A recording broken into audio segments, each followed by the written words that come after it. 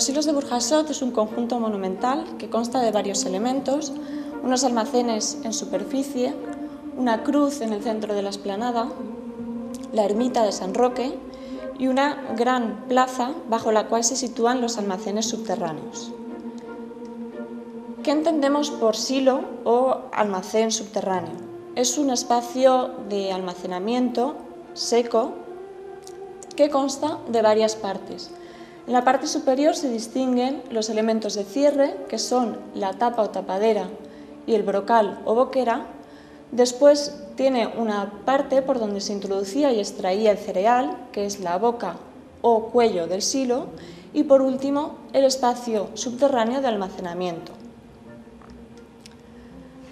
Toda esta conservación del trigo en los silos formaba parte de una gran cadena de producción que se iniciaba con la cosecha en los campos, por ejemplo, los de Castilla.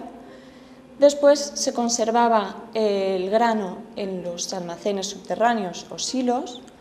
Posteriormente se vendía en el almudín de la ciudad para pasar a la molienda en los molinos bien de aire o de agua. Y por último, con esa harina que se obtenía, se producía el pan, que era uno de los alimentos principales de la Edad Media.